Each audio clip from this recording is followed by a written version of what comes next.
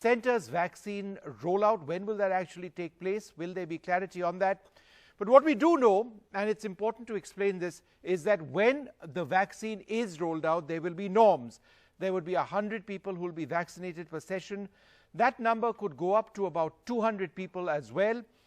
The vaccination procedure will be similar to the election process in terms of enumeration.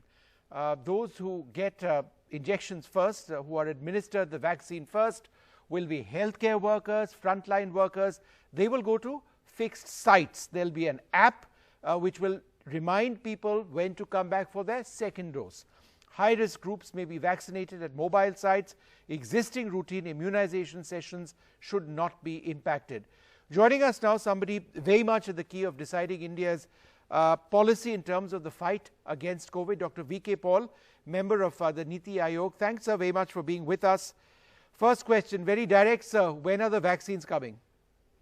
Well, it depends on when the licensure is provided. As you know, 2 Indian vaccines are under consideration of the Drugs Controller General of India, who's the regulator, who is working with his team of experts. And the critical step is that the licensure has to be assigned, and then the process of operationalization and rollout rolls on. I believe there is an active process of sharing data between the United Kingdom's regulator with regard to the AstraZeneca drug, the Oxford COVID vaccine candidate, and you and the government of India at various levels. How does that work? Well, we have an understanding with the UK regulator to be able to work together, because it is the same vaccine, the Oxford vaccine, being developed by Serum here, manufactured by Serum here, and being manufactured by AstraZeneca in the other country. And so the whole idea is that since it is the same vaccine, the decision in the UK and in India is based on the data that's coming from the multi-site trial, which does include India for our purpose. So it makes sense that the data is examined in such a way that information is shared. In particular, it will help India to take a more quicker and a more informed decision. So we have a communication channel and an understanding to work together in this regard. So it's all in public good, and it is also a symbol of our understanding with UK as a science partnership. So do you have, for example, access to some of the United Kingdom's data on their stage 3 trials already with you? Obviously, it's confidential, but I'm asking, do you already have access to some of that data?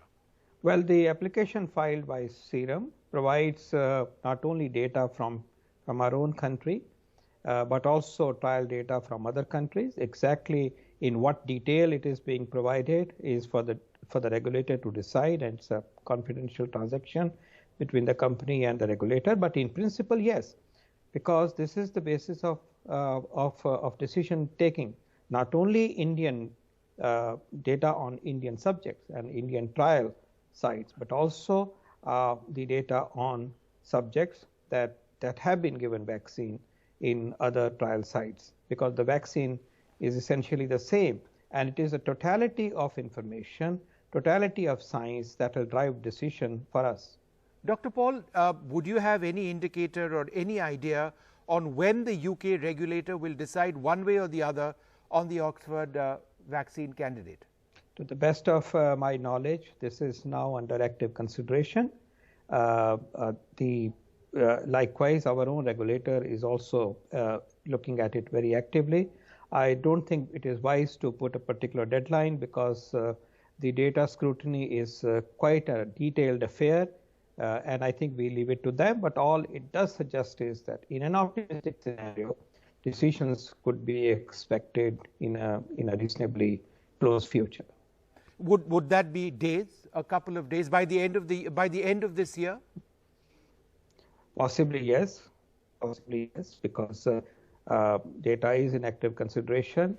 But also remember, we are assuming that everything is on expected lines. Correct, and that's a worry. That's a worry. Yeah. So we have to keep in mind that it doesn't automatically mean a licensure, but yes, it is in that critical phase where we can expect a decision in a reasonably short period of time. Okay. You know, I was interviewing Dr. Randeep Guleria yesterday, and he said from the start of the process of administering the drug, it would take between 4 to 6 months for those who have comorbidities or are senior citizens, frontline workers, doctors, etc., to be inoculated. And then after that, there'd be other people who are inoculated. Would any of these drugs actually be available for the public to buy at some stage at a chemist store, for example? When you and I talk about people being administered the drug, it's the government administration of the drug. Would there ever be an opportunity for example, the Pfizer drug, if it's accepted in India, obviously, to be sold at a chemist where someone can go offer money and get injected? Is that something that can be looked at? Vishnu, we must remember that at the present moment, based on the fact that vaccine availability is finite and potential takers are many more, we have to take a public health approach. And therefore, the whole focus is to provide the vaccine to these 300 million people who are most at risk, and they deserve this on the basis of epidemiology, science, and ethics, and the need in terms of response to the pandemic. Now here it is therefore a public health effort. Public sector is taking the lead, but we are taking help wherever appropriate from the private sector. Now this will take time. This will take some weeks and months for this number of people to receive vaccine. Just as in any other country, this much number would require time. And that time is limited also by the supply of the available vaccine. Having said that, a stage would come when this public health objective would have been met or would appear to be very much in control. At that time, if there are available vaccines in more than what is required for this kind of an approach, and depending on how the pandemic situation at that time is, other options can be considered. But at this moment, the whole focus is those who are most needy should get. And that decision is a public health decision, not an individual-based decision. In medicine, in public health, you have to take this decision in the larger interest of people. And because there is insufficient supply, government has to play a referee.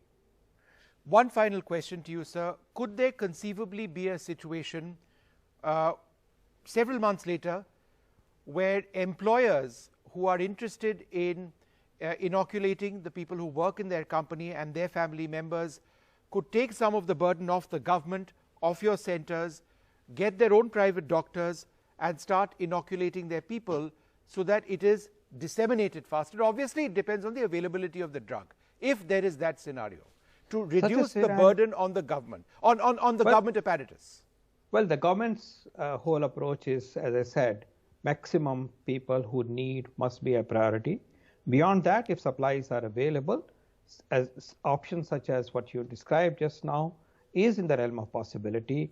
And it depends how the whole situation in terms of supply, in terms of pandemic situation, in terms of need to make sure that our economy, our livelihoods move, and we also develop herd immunity on the side.